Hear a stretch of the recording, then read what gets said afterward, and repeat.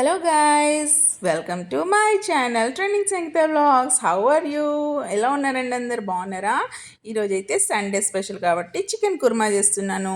First అయితే chicken 1.5 kg అయితే తెచ్చుకున్నాను. ఫ్రెష్గా చూసి హాఫ్ అయితే కర్రీ చేశాను అండ్ మెత్తగున్న పీస్ అయితే పక్కకు పెట్టేశాను. మ్యారినేట్ కోసం అయితే ప్రతి ఒక్కటి యాడ్ చేసుకున్నాను. Like cornflour, 1 egg and basic masalas అయితే మీకు తెలుసు కదా, అవన్నీ యాడ్ చేసి అయితే పెట్టుకున్నాను పక్కకి. కొంచెం మిరియాల పొడి అయితే యాడ్ చేసి 1 hour కోసం అయితే పక్కన పెట్టేశాను. ఇది నేను ఆఫ్టర్నూన్ కలిపాను, బట్ చేయడం అయితే ఈవినింగ్ చేశాను. 1 hour అనుకున్నాను కానీ ఈవినింగ్ అయిపోయింది. సో వేడిగా అయితే ఆయిల్ అయితే కడాయిలో పెట్టుకున్నాను. ఒక్కొక్క పీస్ అయితే పెట్టుకోవాలి. యాక్చువల్లీ మనం ఎగ్ వేసాం కాబట్టి అది ఫ్లఫీగా వస్తుంది అండ్ క్రిస్పీగా చేసుకోవాలి. ఇట్లా స్టిక్ అయిపోయింది కదా, అది కుక్ అయినాక సపరేట్ అయిపోతుంది, నాట్ ఏ ప్రాబ్లం. సో ఈజీగా అయితే కుక్ అయిపోతుంది, చాలా యమ్మీగా అయితే రెడీ అయిపోతుంది. ఆ లోపైతే ఆనియన్ని కట్ చేసుకుంటున్నాను. ఇట్లా పొడుగ్గా ఇట్లా సింగిల్గా కట్ చేసుకుంటే మాత్రం ఇలా చికెన్ 65లో బాగుంటుంది.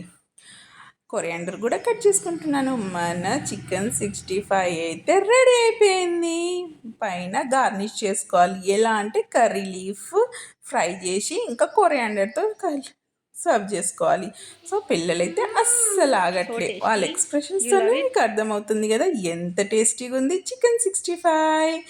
సో ఈవినింగ్ అయితే స్నాక్స్ లాగా అయితే సండే ఈవినింగ్ చేశాను. సో పిల్లలకి ఎగ్జామ్ కదా, మార్చ్ మంత్ కదా, సో అయితే స్నాక్స్ ఫినిష్ అయినాక నెక్స్ట్ అయితే వాళ్ళకైతే రివిజన్ చేపిస్తున్నా తర్వాత.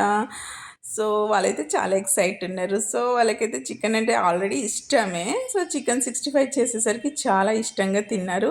సో మా సండే అయితే ఇలా మేము చేసుకున్నాం. మీరు ఎలా ఎంజాయ్ చేస్తున్నారు ప్లీజ్ కామెంట్ చేయండి.